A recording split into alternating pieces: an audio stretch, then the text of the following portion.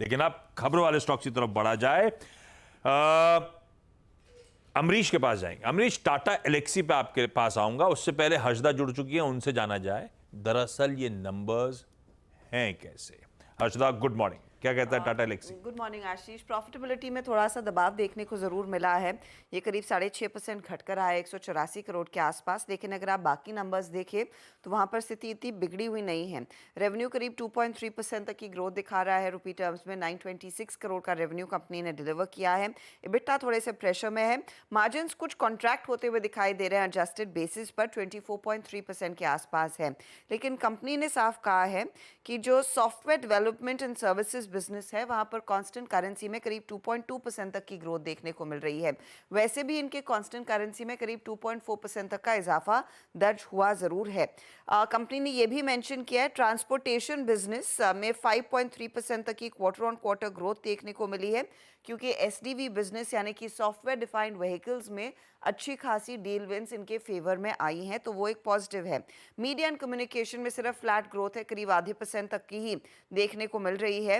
Health care में decline नजर आया है इस पर्टिकुलर क्वार्टर में 4.3% quarter on quarter constant currency. और यहाँ पर इम्पैक्ट आया है क्योंकि रिन्यूअल में डिले हुआ है। इनका एक बड़ा कस्टमर है, उन्होंने अपनी डील टाइम पे रिन्यू नहीं की है, इसीलिए वो हेल्थ केयर बिजनेस में दबाव बनता हुआ दिखाई दे रहा है। कंपनी ने कहा है कि ग्रोथ जो है वो ऑटोमोटिव ओईएम सेगमेंट में अच्छी खासी बनी हुई है। वहाँ पर कई सारे multi million dollar deal wins इन्होंने हासिल किए हैं और वो दरअसल इनके सॉफ्टवेयर डेवलपमेंट, एडवांस सिमुलेशन और डिजिटल ट्विन प्रोग्राम्स को सपोर्ट करता हुआ दिखाई देगा। तो डील विंस उस बिजनेस में अच्छी खासी है जिसके लिए कंपनी महारत रखती है, वो प्राइमरीली सॉफ्टवेयर डिजाइन व्हीकल्स है। उस लिहाज से अगर आप देखेंगे तो एक टिंट आप हरा का भी लेकर जरूर चलें। ठीक है, ये है नंबर्स टाटा एलेक्सी के। 2.4% कांस्टेंट करेंसी में Q on Q growth. Amrish, इसको छोड़ देते हैं, अपने को साल दर साल समझ में आता है, और साल दर साल भी ये कंपनी मतलब 8.5% की ग्रोथ है, 50 टाइम के आसपास के मल्टीपल्स कमांड कर रही है, सिंगल डिजिट ग्रोथ क्लॉक कर रही है। अपन ने प्रीमियम दिया था एक जमाने में इस कंपनी को, क्योंकि अपने पीयर्स से बहुत अच्छी ग्रोथ करती थी, उस ग्रोथ का प्रीमियम कमाती थी। कुछ नहीं कर रहा है स्टॉक। साल भर का चार्ट खोलिएगा, कंसोलिडेशन में चला गया है, ऑफ हाई ट्रेड करते हुए। कैसा लगता है टाटा एलेक्सी? आप लोग का view valuation related, result related और स्टॉक पे चार्ट रिलेटेड, आप खरीदार हो टाटा एलेक्सी में या नहीं? देखिए, रिजल्ट रिलेटेड देखें तो थोड़ा बहुत डिसअपॉइंटमेंट है श्योरली। और जो हम लोगों ने ग्रोथ देखा है in the last couple of quarters, वहां भी डिसअपॉइंटमेंट रहा है, इसीलिए ये स्टॉक चला नहीं है। पर दैट डज नॉट मीन कि ये लेना नहीं चाहिए, क्योंकि if you look at the future possibilities, यहाँ पे जो डील पाइपलाइन आ रहे हैं, I think that's extremely positive. और ये एक की रोल प्ले करता है I mean globally in autonomous driverless vehicle technology. तो यहाँ पे इनके पास काफी ऑर्डर्स आने वाले हैं आगे जाके। तो I would be positive on the stock. और ये अर्निंग्स के कारण यदि बिकॉज ऑफ डिसअपॉइंटमेंट यदि करेक्शन आता है, I think it's a good opportunity to buy. क्योंकि if you look at the next 2 to 3 years, for example FY 27 का जो मेरा ईपीएस का अनुमान है, इट्स अबाउट ₹200। ये FY 26 का एक्सपेक्टेड था एक साल पहले। पर जिस हिसाब से इन्होंने इनका जो परफॉर्मेंस रहा है, we had to push it by 1 year। तो मेरा एक्सपेक्टेड ईपीएस तो 200 का है, और यहाँ पे मेरा प्राइस टारगेट बनता है 9,200। ऑलमोस्ट साल के हाई की तरफ वापस बढ़ जाएगा ये स्टॉक। जो था वो आगे होगा नहीं। ग्रोथ ठंडी थी, लेकिन होपफुली जिस तरह के क्लाइंट बैग वैग कर रहे हैं कंपनी, आगे ग्रोथ वापस, मोमेंटम वापस पिकअप करता हुआ नजर आएगा। खैर, ये खुद ही कह रहे हैं FY 24 में 9.5% ग्रो कर रहे थे, FY 25 उससे बेहतर होगा, यानी कि वापस डबल डिजिट ग्रोथ पे तो एटलीस्ट जा रहे होंगे इस फाइनेंशियल ईयर में शायद। टाटा एलेक्सी के अलावा दो और रिजल्ट शायद बाजार बंद होने के बाद आए। एक केसोराम था, एक JTL इंडस्ट्रीज था। सतपुते साहब, इन दोनों के चार्ट्स आप खोलना, आता हूं आपके पास, कहीं कोई ट्रेड के विकल्प हो तब बताना आप। हर्षदा, नंबर्स कैसे हैं दोनों के? और केसीपी भी है। तो केसीपी लिमिटेड, ओके। तीनों में आपको बता देती हूँ। केसोराम के केस में लॉस बढ़ा है, करीब 62 करोड़ का लॉस आया है। पिछले बारी इन्होंने करीब 32 करोड़ का लॉस दिखाया था। वहीं आप देखिएगा रेवेन्यू में 12% तक की गिरावट दर्ज होती हुई दिखाई दी है। 879 करोड़ का रेवेन्यू है। एबिटा में भी 32% तक की गिरावट और मार्जिन 10% के 8% पर आ गए, तो बहुत ही खराब परफॉर्मेंस केशोराम के केस में। वहीं अगर आप ध्यान दें जेटीएल, यहाँ पर अब रेवेन्यू करीब करीब 2% बढ़कर 515 करोड़ पर आया है। कंपनी की वॉल्यूम्स में करीब 11% का इजाफा है, जिसमें एक्सपोर्ट्स नियरली 7% हिस्सा होल्ड करते हैं। मार्जिन थोड़े से इंप्रूव होकर आए हैं, 7% से बढ़कर 7.7% के मार्जिन कंपनी ने डिलीवर किए हैं। और एबिटा पर टन दरअसल जेटीएल के केस में इंप्रूव होता हुआ दिखाई दिया, 4,332 रुपए प्रति टन है, जहां पर ये पहले 4,594 रुपए प्रति टन था। तो जेटीएल के केस में नंबर्स बेहतर हैं। वहीं अगर आप केसीपी देखें तो केसीपी के केस में रेवेन्यू थोड़ा सा ट्रिम होता हुआ दिखाई जरूर दिया है। 95 करोड़ का रेवेन्यू 88 करोड़ पर आया, लेकिन प्रॉफिट 31 करोड़ से बढ़कर 54 करोड़ पर आया है। अदर इनकम में भी यहाँ पर ऑफ कोर्स एक साइजेबल जंप है, इसीलिए वो प्रॉफिटेबिलिटी का आंकड़ा इतना बढ़ा हुआ आपको दिखाई दे रहा है।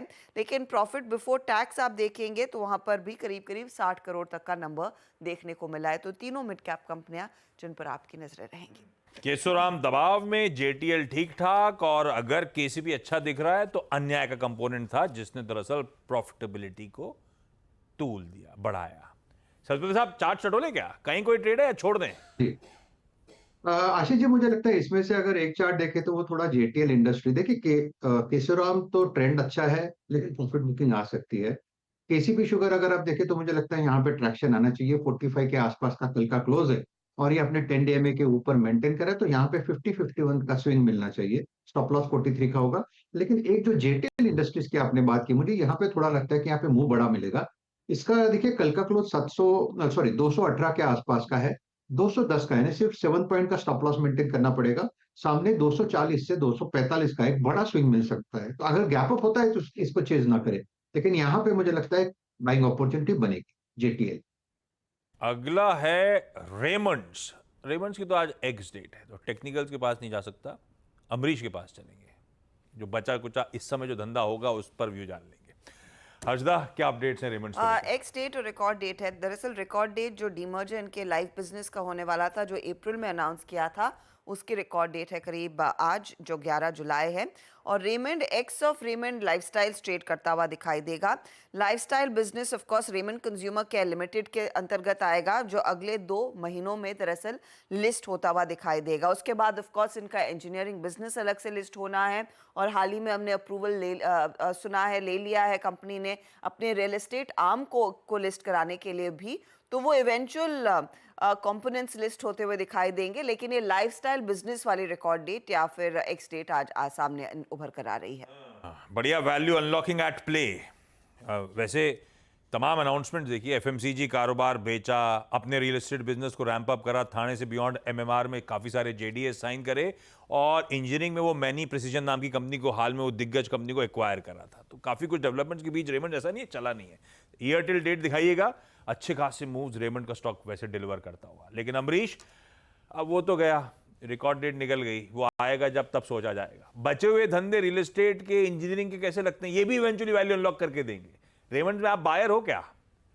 हाँ, देखिए ऑलरेडी काफी एक्सपेंसिव हो चुका है, नियरली डबल्ड इन, देखिए लास्ट शायद 4-5 महीने में डबल हो चुका है।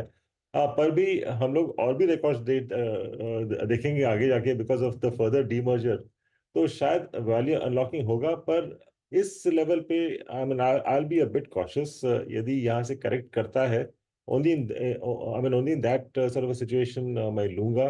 Eight these levels I not buy. गिरावट में खरीदार होंगे, नॉट एट दीज लेवल्स। आइए भाई, आज एक ओएफएस खुलने जा रहा है। ओएफएस जिसमें खुल रहा है उसको छोड़ देते हैं, उसकी तो क्या डिस्कवरी हो रही होगी भाव की। लेकिन जो माल छोड़ रहा है उसका चार्ट चेक मानस आप करिएगा, ग्लेनमार्क फार्मास्यूटिकल्स का। हर्षदा, क्या अपडेट्स है? दोनों इनफैक्ट ग्लेनमार्क लाइफ और ग्लेनमार्क फार्मा के लिए अपडेट यही है कि दरअसल प्रोमोटर्स यहाँ पर कुछ अपना हिस्सा ऑफलोड करते हुए दिखाई देंगे ग्लेनमार्क लाइफ में। तो ग्लेनमार्क फार्मा और ग्लेन सल्दाना जो प्रोमोटर और प्रोमोटर ग्रुप है, वो करीब 7.85% स्टेक ऑफ ओएफएस के जरिए ऑफलोड कर रहे हैं। फ्लो प्राइस जो तय की गई है वो करीब 810 रुपये प्रति शेयर है, यानी कि कल की क्लोजिंग के मुकाबले नियरली 7% के आसपास, 7.5% तक के डिस्काउंट मिलता हुआ दिखाई देगा। आज ऑफ कोर्स बड़े निवेशकों के लिए, और कल ये ओएफएस रिटेल निवेशकों के लिए खुलता हुआ दिखाई दे सकता है। ठीक है, इसकी तो प्राइस डिस्कवरी हो रही है, देखते हैं किस तरह का रिस्पांस मिलता है शाम तक इंस्टीट्यूशंस की तरफ से। लेकिन मानस, ग्लेनमार्क फार्मास्यूटिकल्स कैसा प्लेस्ड नजर आ रहा है, जो माल छोड़ रहा है? जी, तो देखिए ग्लेनमार्क के पैटर्न पॉजिटिव लगते हैं। कल 2 दिनों के कंसोलिडेशन के बाद हमने एक फ्रेश ब्रेकआउट ग्लेनमार्क में देखा। मेरे ख्याल से 1420 तक के भाव पॉसिबल है। करंट लेवल्स पे खरीदारी करने के मौके, और अगर कोई डिप मिले तो आई थिंक 1350 के स्टॉप लॉस से खरीदारी करनी चाहिए 1420 के टारगेट के लिए। रचना जी, मैनकाइंड फार्मा का चार्ट रेडी रखिएगा, आ रहा हूं आपके पास। हर्षदा, कल के लार्ज ट्रेड्स। इनफैक्ट कई सारे स्टॉक्स हैं आशीष इसमें। मैनकाइंड फार्मा क्योंकि आपने पहले मेंशन किया तो उसको पहले एड्रेस कर देते हैं। हेमा सिवपेफ ने करीब 18.5 लाख शेयर्स बेचे हैं। वहाँ पर खरीदारों के नाम में आईसीआईसीआई प्रूडेंशियल म्यूचुअल फंड ने 10 लाख शेयर खरीदे। मॉर्गन स्टैनली एशिया ने नेली 3.36 लाख शेयर खरीदे हैं। 2082 रुपए प्रति शेयर में ये सौदा होता हुआ दिखाई दिया है। अब आप आइए डिलीवरी पर। कैनेडियन पेंशन फंड करीब 2.34 करोड़ शेयर बेचता हुआ दिखाई दिया। नेली 3% की हिस्सेदारी इन्होंने ऑफलोड की है। यहाँ पर फिडेलिटी इमर्जिंग मार्केट्स ने नेली 62 लाख शेयर खरीदे हैं। आईसीआईसीआई प्रू ने 33 लाख शेयर खरीदे। आदित्य बिरला सन लाइफ म्यूचुअल फंड ने करीब 26 लाख शेयर खरीदे हैं। सौदा 388 रुपए 45 पैसे पर होता हुआ दिखाई दिया। कल डिलीवरी में ही नहीं, इनफैक्ट नायका में भी कैनेडियन पेंशन फंड ने अपना स्टेक कुछ ऑफलोड किया। नेली 0.5% हिस्सेदारी इन्होंने ऑफलोड की है 174 रुपए प्रति शेयर पर। यहाँ पर ध्यान रखिएगा, कैनेडियन पेंशन फंड की 1.47% हिस्सेदारी थी, तो अब 1% से कम की हिस्सेदारी ही नायका में बची है। बंसल वायर जो कल लिस्टिंग हुई है, वहाँ पर कोटक महिंद्रा म्यूचुअल फंड ने 24 लाख शेयर खरीदे हैं इस पर्टिकुलर एंटिटी में। बल्क डील में करीब 350 रुपए प्रति शेयर पर यह सौदा हुआ। रखिए सब रडार पे स्टॉक्स। कैसा लग रहा है भाई मैनकाइंड फार्मा, रचना जी आपको? जी, मैनकाइंड फार्मा फिलहाल करेक्टिव मोड में है और सपोर्ट के नजदीक है, पर 2150 पे है इसका प्राइस। अगर ये 2200 क्रॉस करेगा तो हम ये कहेंगे कि इसने अपना ट्रेंड रिज्यूम कर लिया है, और 2200 के ऊपर अगर एक बार निकल गया तो ये 2380 तक भी जा सकता है। तो वहां से फिर एक बाइंग अपॉर्चुनिटी बनती है। तो यहाँ से 50 रुपये ऊपर उसको जाने दे, उसके बाद बाइंग करे, और डाउन साइड पे फिर 50 रुपीज का ही एसएल लगा के 2400 तक का टारगेट लगा के देखा जा सकता है स्टॉक को। चलिए लास्ट शेयर रखिएगा रडार पे।